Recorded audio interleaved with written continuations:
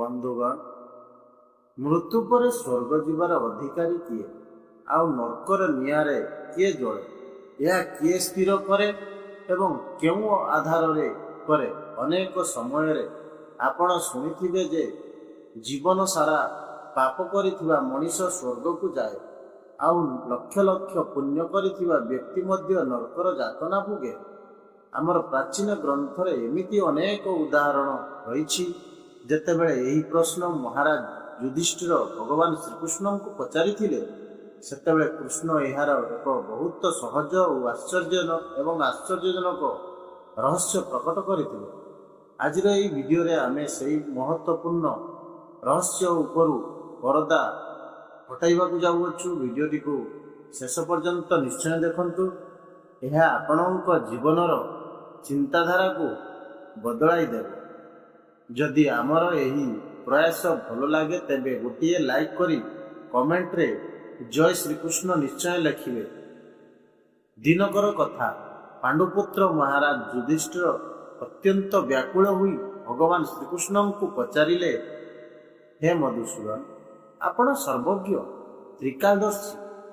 ମୋ ମନରେ କର୍ମର ଫଳକୁ ନେଇ ଏକ ଗଭୀର ସନ୍ଦେହ ସୃଷ୍ଟି ହେଉଛି। କୃପା କରି ମୋର ମାର୍ଗଦର୍ଶନ କରନ୍ତୁ।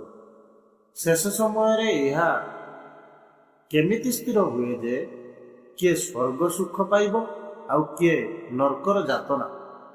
ପରଲୋକରେ ପାପ ଓ ପୁଣ୍ୟର ସନ୍ତୁଳନ କେମିତି ମପାଯାଏ? ଯମରାଜ କେଉଁ ଆଧାରରେ ଅନ୍ତିମ ନିଷ୍ପତ୍ତି ଶୁଣାନ୍ତି? ଭଗବାନ ଶ୍ରୀକୃଷ୍ଣ ମୃଦୁ ହସି କହିଲେ, ହେ ରାଜନ, ଆପଣ ମାନବ ଜାତିର କଲ୍ୟାଣ ପାଇଁ ଅତି ଉତ୍ତମ ପ୍ରଶ୍ନ କରିଛନ୍ତି।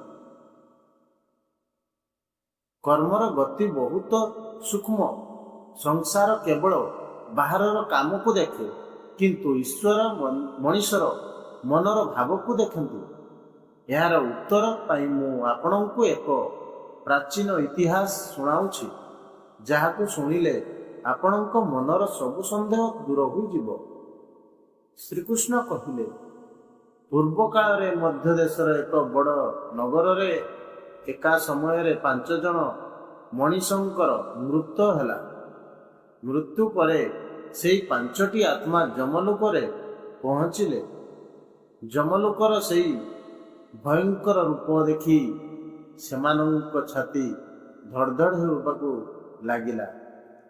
ସାମ୍ନାରେ ବିଶାଳ ସୁନେଲି ସିଂହାସନରେ ନ୍ୟାୟର ଦେବତା ଯମରାଜ ବିରାଜମାନ ଥିଲେ।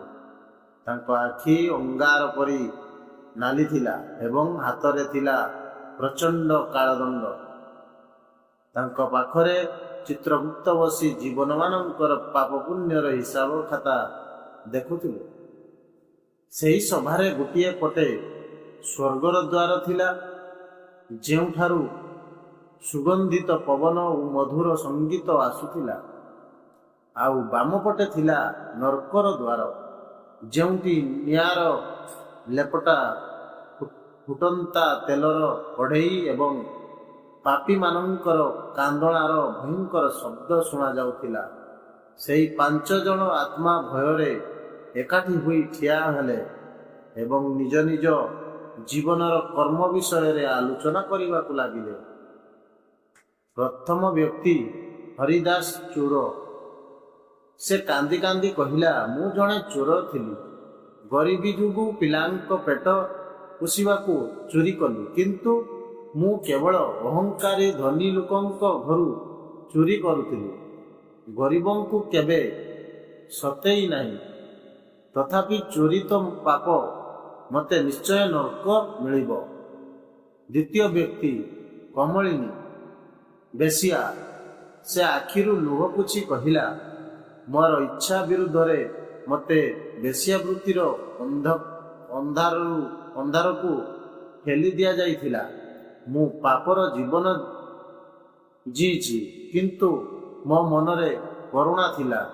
ମୁଁ ସଦାବେଳେ ପଶୁପକ୍ଷୀଙ୍କ ସେବା କରୁଥିଲି।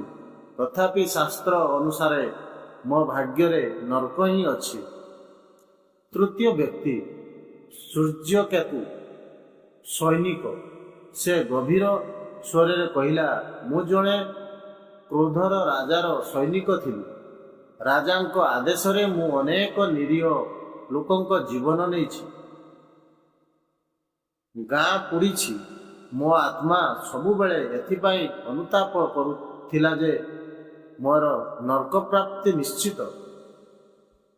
ଚତୁର୍ଥ ବ୍ୟକ୍ତି ବାଚସ୍ପତି ବ୍ରାହ୍ମଣ। ସେ କହିଲା, ମୁଁ ଜ୍ଞାନୀ ହୋଇ ମଧ୍ୟ ଧନ ଲୋଭରେ ଶାସ୍ତ୍ର ବିକ୍ରି କଲି। ବିନା ଦକ୍ଷିଣାରେ କାହାକୁ ମନ୍ତ୍ର କହିଲି ନାହିଁ। ଜାଣିଶୁଣି ପାପ କରିଥିବାରୁ ମୁଁ ହିଁ ସବୁଠୁ ବଡ଼ ପାପୀ। ମୋତେ ନର୍କର ନିଆଁରେ ଜଳିବାକୁ ହେବ। ପଞ୍ଚମ ବ୍ୟକ୍ତି ମହିପାଳ ଜମିଦାର। ସେ ଏମାନଙ୍କ କଥା ଶୁଣି ଅହଙ୍କାରରେ ହସିଲା ଏବଂ କହିଲା, ତୁମେ ସବୁ ପାପୀ ନର୍କକୁ ହିଁ ଯିବ। ମୁଁ ଜୀବନ ସାରା କେବଳ ପୁଣ୍ୟ କରିଛି। ପୂଜାପାଠ, ବ୍ରତ, ଗୋଦାନ ସବୁ କରିଛି। ମୋ ପାଇଁ ସ୍ୱର୍ଗର ଦ୍ୱାର ଖୋଲା ଅଛି। ଏହାପରେ ଯମଦୂତମାନେ ସେମାନଙ୍କୁ ଯମରାଜାଙ୍କ ସାମ୍ନାକୁ ନେଲେ। ଚିତ୍ରଗୁପ୍ତ ସମସ୍ତଙ୍କର ହିସାବ ପଡ଼ିଲେ, କିନ୍ତୁ ଯେତେବେଳେ ଯମରାଜ ନ୍ୟାୟ ଶୁଣାଇଲେ, ସେଠାରେ ଥିବା ସମସ୍ତେ ଆଶ୍ଚର୍ଯ୍ୟ ହୋଇଗଲେ। ଯମରାଜ କହିଲେ, ହରିଦାସ ଚୋର, ତୁ ଚୋରି କରିଛୁ, କିନ୍ତୁ ସେହି ଧନରେ ଅନେକ ଭୋକିଲାଙ୍କୁ ଅନ୍ନ ଦେଇଛୁ। ତୋର ପର ଉପକାର ଭାବ ଯୋଗୁଁ ତୋତେ ସ୍ୱର୍ଗ ମିଳୁଛି। କମିଳିନି। ତୋ ସହ ଜବରଦସ୍ତି ପାପ କରାଯାଇଥିଲା, କିନ୍ତୁ ତୋ ହୃଦୟ ପବିତ୍ର ଥିଲା ଏବଂ ତୁ ନିରୀହ ପଶୁପକ୍ଷୀଙ୍କ ସେବା କରିଛୁ, ତେଣୁ ତୁ ମଧ୍ୟ ସ୍ୱର୍ଗର ଅଧିକାରୀ। ସୂର୍ଯ୍ୟକେତୁ ସୈନିକ, ତୁ କର୍ତ୍ତବ୍ୟର ବଶବର୍ତ୍ତୀ ହୋଇ ରକ୍ତପାପ କରିଛୁ, କିନ୍ତୁ ତୋ ମନରେ ଗଭୀର ପଶ୍ଚାତାପ ଥିଲା ଏବଂ ଅନେକ ଅନାଥଙ୍କ ରକ୍ଷା କରିଛୁ। ତୋର ପାପ ପଶ୍ଚାତାପର ନିଆଁରେ ଜଳି ଯାଇଛି। ତୁ ସ୍ୱର୍ଗକୁ ଯାଅ। ବାଚସ୍ପତି ବ୍ରାହ୍ମଣ, ତୁ ଲୋଭ କରିଛୁ ସତ, କିନ୍ତୁ ନିଜ ଧନର ବଡ଼ ଭାଗ ଗରିବଙ୍କୁ ଦେଇଛୁ। ଗୋଶାଳା ତିଆରି କରିଛୁ। ତୋର ପୁଣ୍ୟ ଅଧିକ, ତେଣୁ ତୋତେ ମଧ୍ୟ ସ୍ୱର୍ଗ ମିଳୁଛି। ଏହି ଚାରିଜଣଙ୍କୁ ସ୍ୱର୍ଗକୁ ଯିବାର ଦେଖି ଜମିଦାର ମହିପାଳ ରାଗିଗଲା। ସେ କହିଲା, ପ୍ରଭୁ, ଏହା କେମିତି ନ୍ୟାୟ? ମୁଁ ଏତେ ପୁଣ୍ୟ କଲି, ମୁଁ ଏବେ ବି ଏଠି ଠିଆ ହୋଇଛି। ଯମରାଜ ଗର୍ଜନ କରି କହିଲେ, ମହିପାଳ, ତୁ ନିଜ ପୁଣ୍ୟର ଅହଙ୍କାର କରିଛୁ, କିନ୍ତୁ ତୁ ଜାଣିଶୁଣି ଏକ ମହାପାପ କରିଛୁ, ଯାହା ତୋର ସବୁ ପୁଣ୍ୟକୁ ପାଉଁଶ କରିଦେଇଛି। ମୋତେ ମନେ ପକାଅ, ତୁ ନିଜର ଧନ ବଞ୍ଚାଇବା ପାଇଁ ଜଣେ ନିରୀହ ଅସହାୟ ବିଧବା ସ୍ତ୍ରୀ ଉପରେ ଚୋରି ଏବଂ ଚରିତ୍ରହୀନତାର ମିଥ୍ୟା କଳଙ୍କ ଲଗାଇଥିଲୁ। ତୋର ସେହି ମିଛ ଯୋଗୁଁ ରାଜା ସେହି ନିର୍ଦ୍ଦୋଷ ନାରୀକୁ ପଥର ମାରି ମୃତ୍ୟୁଦଣ୍ଡ ଦେଇଥିଲେ। ମହିପାଳ ଭୟରେ କାନ୍ଦିବାକୁ ଲାଗିଲା। ମୋତେ କ୍ଷମା କରନ୍ତୁ ପ୍ରଭୁ। ଯମରାଜ କହିଲେ, ନାଇଁ, ମନୁଷ୍ୟ ଅନ୍ୟ ସବୁ ପାପର ପ୍ରାୟଶ୍ଚିତ କରିପାରେ, କିନ୍ତୁ ଜାଣିଶୁଣି କୌଣସି ନିର୍ଦ୍ଦୋଷ ଉପରେ ମିଥ୍ୟା ଅପବାଦ ବା ଲାଞ୍ଛନ ଲଗାଇବାର କୌଣସି ପ୍ରାୟଶ୍ଚିତ ନାହିଁ। ମନୁସ୍ମୃତିରେ କୁହାଯାଇଛି, ଯତ୍ର ନାସ୍ତୁ ପୂଜ୍ୟନ୍ତେ ରମନ୍ତେ ତତୁ ଦେବତା, ଅର୍ଥାତ୍ ଯେଉଁଠି ନାରୀର ସମ୍ମାନ ହୁଏ, ସେଠାରେ ଦେବତା ବାସ କରନ୍ତି। ଆଉ ଯେଉଁଠି ଜଣେ ନିରୀହ ନାରୀକୁ କଳଙ୍କିତ କରାଯାଏ, ସେଠାରେ ସବୁ ପୁଣ୍ୟ ନଷ୍ଟ ହୋଇଯାଏ। ତୋର ଏହି ଗୋଟିଏ ପାପ ପାଇଁ ତୁ ନର୍କର ଭାଗୀ। ଯମରାଜାଙ୍କ ଆଦେଶରେ ଯମଦୂତମାନେ ମହିପାଳକୁ ଲୁହା ଶିକୁଳିରେ ବାନ୍ଧି କାନ୍ଧିବା ଅବସ୍ଥାରେ ନର୍କର ସେହି ଭୟଙ୍କର ନିଆଁ ଭିତରକୁ ଘୋଷାରି ନେଲେ। ଭଗବାନ ଶ୍ରୀକୃଷ୍ଣଙ୍କ ମୁଖରୁ ଏହି କଥା ଶୁଣି ମହାରାଜ ଯୁଧିଷ୍ଠିରଙ୍କ ସବୁ ସନ୍ଦେହ ଦୂର ହେଲା। ସେ ବୁଝିଗଲେ ଯେ ଈଶ୍ୱରଙ୍କ ଦରବାରରେ ସଂଖ୍ୟାର ପୁଣ୍ୟ ନୁହେଁ, ବରଂ ମନର ପବିତ୍ରତା, କରୁଣା ଏବଂ ସତ୍ୟତା ଗୁରୁତ୍ୱ ରହିଛି। ବନ୍ଧୁଗଣ, ଏହି ପୌରାଣିକ କଥାରୁ ଆମକୁ ଏହି ଶିକ୍ଷା ମିଳୁଛି ଯେ ଜୀବନରେ କେବେ ବି କାହା ଉପରେ ମିଥ୍ୟା ଅପବାଦ ବା କଳଙ୍କ ଲଗାନ୍ତୁ ନାହିଁ।